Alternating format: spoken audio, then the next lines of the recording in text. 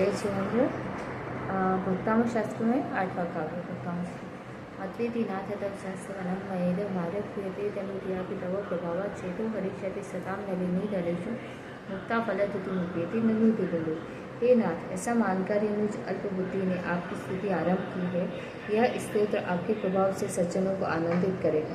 जैसे कमलीन के पत्र पर पड़ी हुई पानी की बूंद जन मन को आनंदित करती है।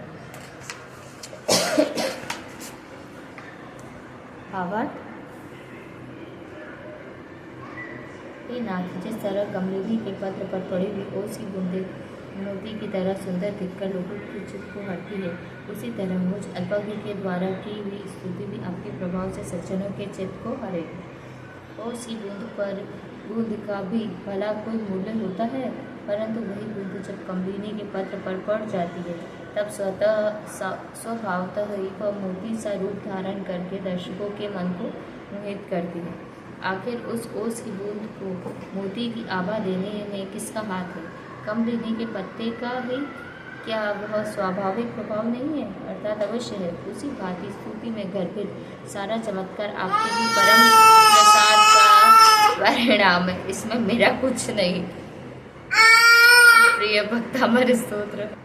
भक्ताम स्तोत्र के अष्टम काव्य में प्रवेश पाकर हम सभी भव्य रहस्य को प्राप्त कर रहे हैं। प्रभाव शब्द इस काव्य की आत्मा का है।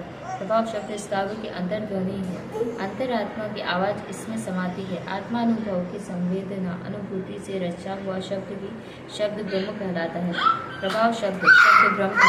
प्रत्येक वस्तु का प्रभाव होता है, जो होता है वही कथन में आता है। यह शरीर स्वभाव से अपवित्र है, अशुचि है, किंतु रत्नत्रय धर्म के प्रभाव से साधुओं का शरीर पवित्र माना गया है। पवित्र रत्नत्रय का प्रभाव यह हुआ है, अपवित्र तन भी पवित्र और पूज्य हो गया। प्रभाव को समझे बिना प्रभावना अंग भी समझ में नहीं आएगा। इसलिए समझो, प्रतिपल भाव बदलता है, प्रभाव बदलता है। तत्काल का भाव एक पल की पर्याय का भाव है, त्रिकाल का नहीं। सदा भाव एक से नहीं होते, सबके भाव भाव से नहीं होते। भाव एक हो सकता है, किंतु भाव एक नहीं हो सकते हैं। भाव तो भिन्न भिन्न ही होगा। जब भाव में भिन्नता है तो प्रभाव में भी भिन्नता अवश्य होगी। उदाहरण से समझिए, आपने रोटी सीखते हुए देखी होगी। रोटी पहले तवा पर सिकती है, फिर अग्नि की आंच पर सिकती है। यदि तवा ने अग्नि का प्रभाव प्राप्त न किया होता तो वह तवा रोटी नहीं पका सकता था। जैसे बर्तन की दुकान का तवा, एक वस्तु का प्रभाव दूसरी वस्तु पर पड़ता है, दूसरे का प्रभाव तीसरे पर पहुंच जाता है। देखिए, अग्नि का प्रभाव तवा पर पड़ा, तवा का प्रभाव रोटी पर, और कहीं रोटी पकी या पाक क्रिया आप प्रतिदिन देखते हैं। हे प्रभु, रोटी पकाने की क्षमता तवा की निजी क्षमता नहीं है, वह क्षमता अग्नि के प्रभाव से तवा में आई। वैसे ही मैं स्तुति कर रहा हूँ, यह मेरी निजी क्षमता नहीं, एकमात्र आपका ही प्रभाव है जो स्तुति रच रही है। आपका प्रभाव जन जन के चित्त को हरेगा। स्तोत्र आपका, प्रभाव आपका, यह है स्मरण की भाषा। मैं आपका, मेरा सब कुछ आपका, भक्ति आपकी, भक्तामर आपका, अर्थात आपकी वस्तु आपको समर्पित करता हूँ। पदयं वस्तु तुभ्यं समर्पितम्। शिष्य विद्या को प्रकट कर रहा है, इसमें गुरु का प्रभाव है। वनस्पति हरी हो रही है, इसमें जल का प्रभाव है। शिशु बलवान हो रहा है, इसमें माँ के दूध का प्रभाव है। द्रव्य, क्षेत्र, काल, भाव, चारों प्रभाव उत्कृष्ट मिल जाए तो आत्मा परमात्मा हो जाती है।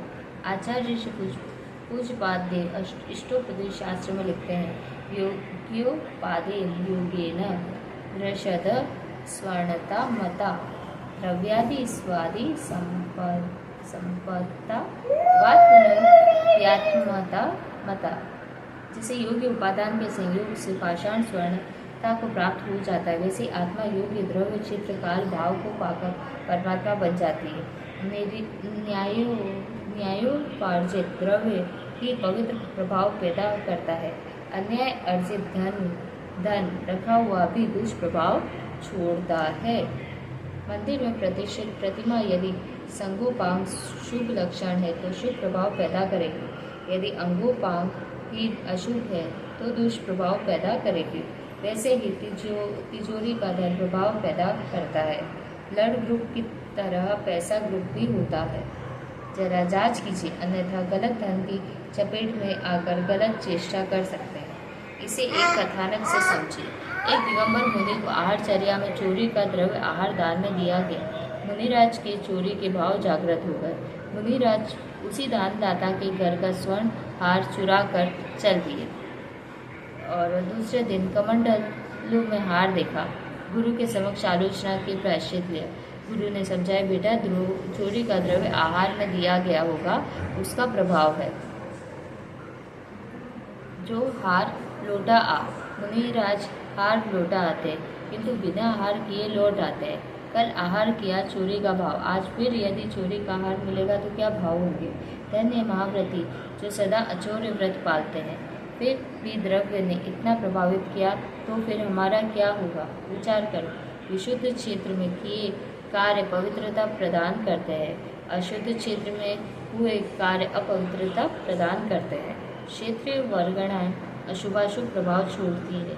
शास्त्रों से निकलने वाली वर्गणाएं हिंसा भाव को जन्म देती है।